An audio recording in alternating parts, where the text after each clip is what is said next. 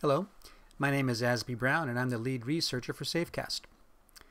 The title of this module is Secondary Fallout, Anticipating and Mitigating Second and Third Order Effects. Today, as I talk to you about collective action, I want to share some observations we at Safecast have based on our experiences responding to the Fukushima nuclear power plant disaster, which began in March 2011. Safecast was begun in response to an information vacuum regarding the spread of radiation in Japan due to the accident. We decided that collective action in the form of crowdsourced radiation data collection could help people inform themselves.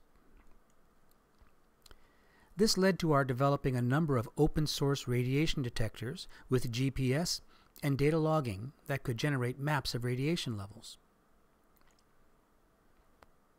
This was integrated with an online database and map visualization system. Within a few months, the Safecast system grew to be the largest open database of radiation data ever created. 9 years later, the project is still going strong with data from over 100 countries, and we've expanded into air quality monitoring as well. In response to the COVID-19 pandemic, we are currently focusing on crowdsourced responses to that, such as this online testing information reporting map.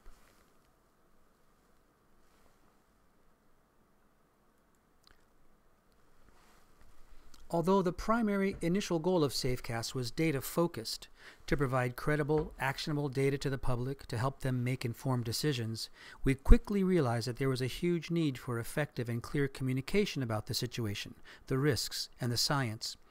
We took a community-centered approach to that as well, through online discussions which are still ongoing, social media, public presentations, and educational activities. These activities are not secondary to the data gathering. Rather, they're complementary and address broader underlying social needs. Observing the official and the social response to the COVID-19 outbreak, we quickly realized that there were a number of fundamental similarities, both in terms of problems and potential. We've written about these issues already and are providing links for you to follow up. Many COVID-19 initiatives are rightly focused on what we can consider the first-order effects of the pandemic, namely health. This includes identifying and taking care of the ill, making sure medical supplies and personnel are available where they are needed. Issues like maintaining the many lifelines that people depend on day to day, such as food, housing, and communication, taking care of waste collection, and keeping utilities operating, are often included in disaster response plans as second-order effects. There are others, however, which are less concerned with logistics, but with psychological and community damage. As we develop and deploy solutions for these, it's important to keep these second and third order effects in mind. These often seem less like emergencies, but are often very serious and longer lasting.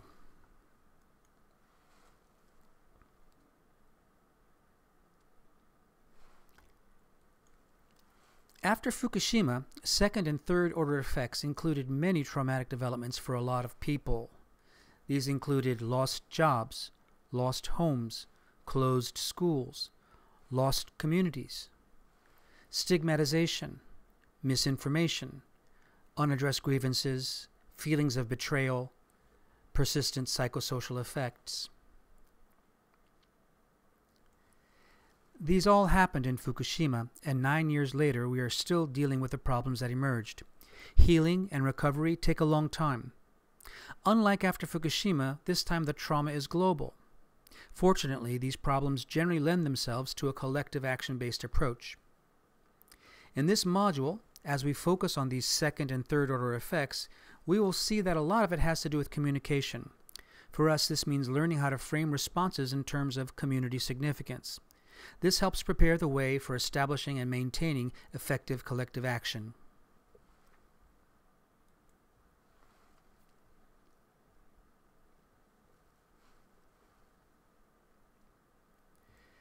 To put it in a larger context, during and after crises, people seek answers, fairness, inclusion, and also trust, clarity, cooperation, compassion, and community. All of these become both essential goals and effective means.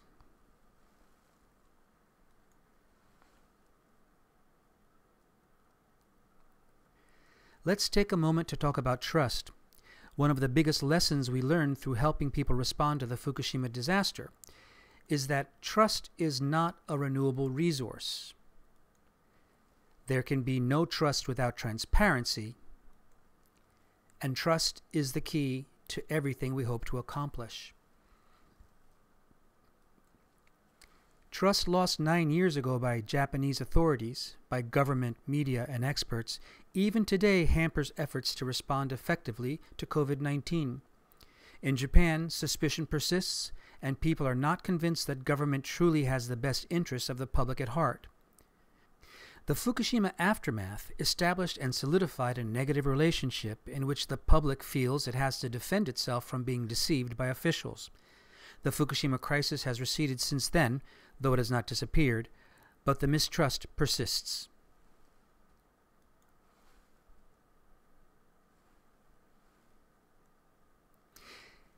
People in Japan in 2020 have a strong sense of déjà vu. In 2020, although there have been numerous examples of good leadership, we have seen a repeat of many of the same negative tendencies, such as a lack of transparency, slow action, lack of planning, all of which engender mistrust. We see this not only in Japan, but globally. This helps us understand it as a fundamental structural development of how societies and governance function today. Notably, then as now, we believe that people feel a lack of compassion on the part of those responsible for protecting them, on the part of leaders asking them to put up with uncomfortable or unpleasant measures, that leaders are not required to reciprocate, to endure the same experiences, or that they're in fact culpable and should be held accountable. After Fukushima, we learned that people need to know that you care before they'll care what you know. Trust requires compassion. Participatory collective action involves people working together and openly to meet common goals and to help others. Keeping sight of the goals, the main thing to keep in mind is that establishing and maintaining effective collective action is one way to help establish networks of compassion and trust. This can help minimize negative second and third order effects that might emerge after the health crisis has been successfully dealt with.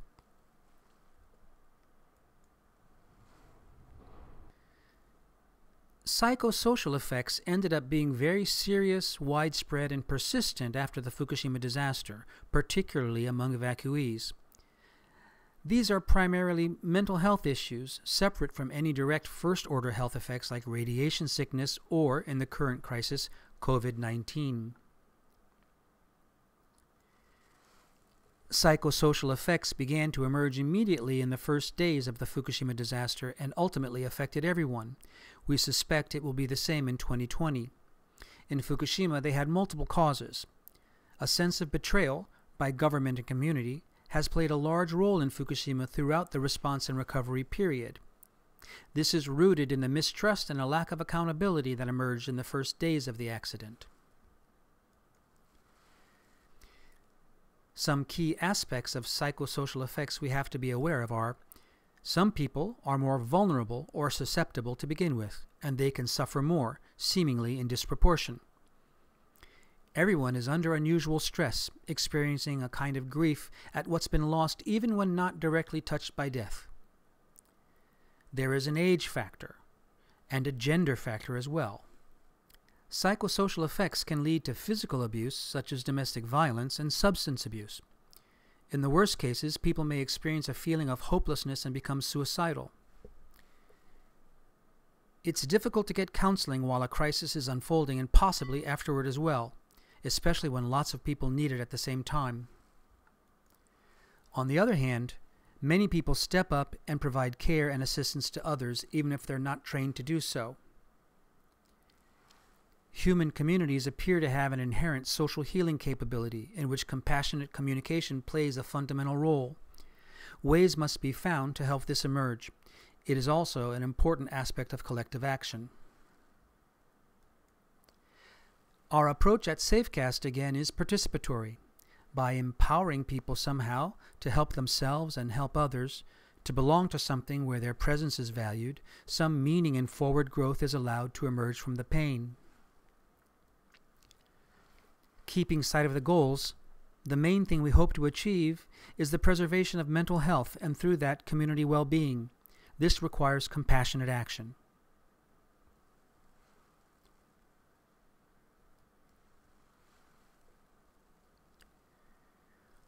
One of the biggest problems, one which cuts across many spheres of crisis response action, is that people seek answers and they find a lack of clarity instead.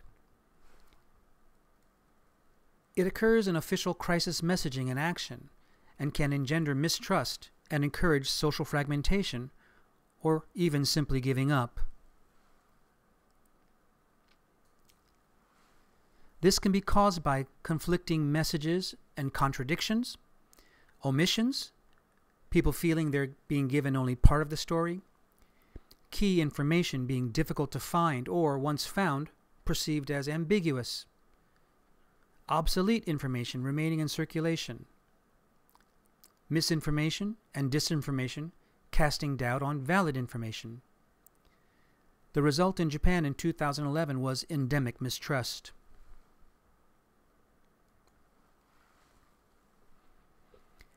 After Fukushima, crisis communications specialists around the world paid close attention to what had gone wrong and tried to learn from those mistakes.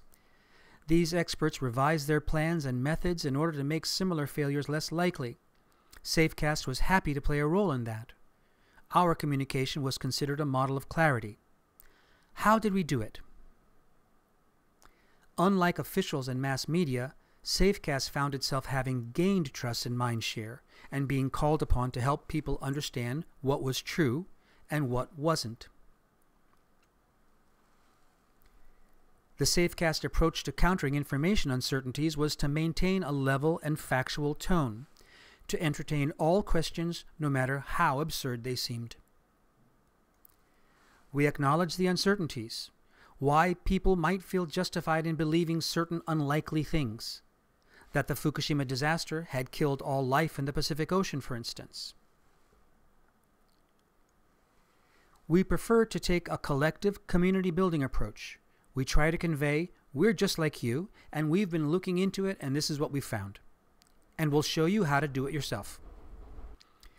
We found out what things people wanted to know most pressingly about their health, safety, food, environmental effects, and provided clear answers using multiple participatory channels. Most importantly, we help people find ways to answer similar questions themselves. We established workshops and educational programs that provided direct learning experience and skills. We worked on our visualizations, our presentations, our design, and our language. We made it easy for people to participate in our collective action and did everything we could to make Safecast as broadly inclusive and accessible as possible.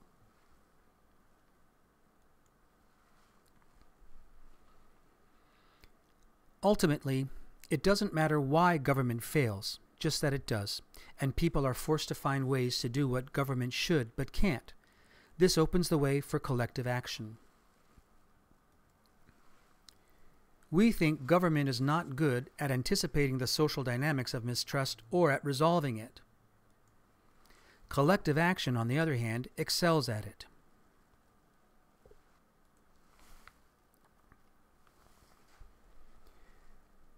We are awash in misinformation and disinformation, and they require special scrutiny. All of us can share stories about alarmingly wrong things we've seen or read or had sent to us by well-meaning friends or family.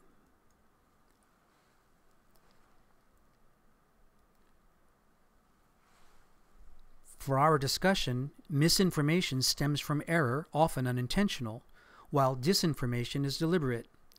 In reality, messages are often spread and artificially amplified, which combine both. While both are problematic, disinformation is more insidious. There's many reasons why people are receptive to disinformation. Many people lack the media literacy or other knowledge to distinguish and reject bad information. There's a very large emotional component to our response to information, which disinformation takes advantage of. During crises, people are afraid and suspicious and especially impressionable. We're social animals and more easily accept information passed to us by friends, family, or our own group, so we're more likely to suspend our normal skepticism. Finally, the people generating and amplifying disinformation are highly motivated. Disinformation comes from many corners and several primary motivations. Clint Watts of the Foreign Policy Research Institute has studied and written about disinformation for years and is a good source of analysis of the issue. The primary significance for us is that acceptance of disinformation makes it difficult for people to work together to help cope with the real problems. Warning: debunked stories often don't stay debunked. At Safecast, we've done a lot of debunking over the years and noticed the same stories keep reappearing year after year. The more interesting they are, the more often they get repeated. This can have dire effects in terms of influencing people's understanding of important issues and dissuade them from taking appropriate steps. Keeping sight of the goals, establishing and maintaining effective collective action requires anticipating real questions and needs and responding to them with tremendous clarity. To minimize mistrust and suspicion of accurate information, this includes countering misinformation and disinformation which might prevent people from taking proper steps.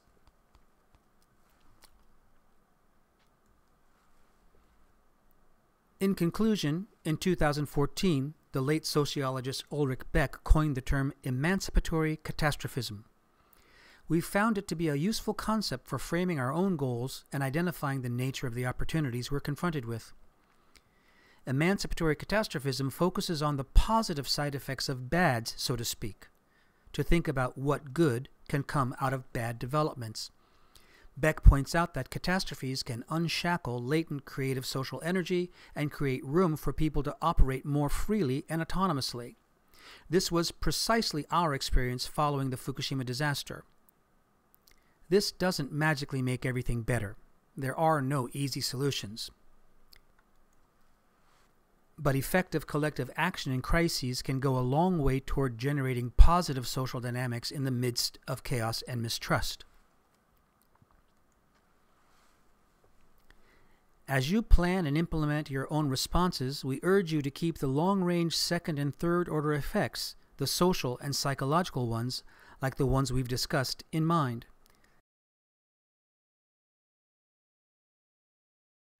I hope you've found this discussion informative and useful, and welcome your comments and feedback. Thank you.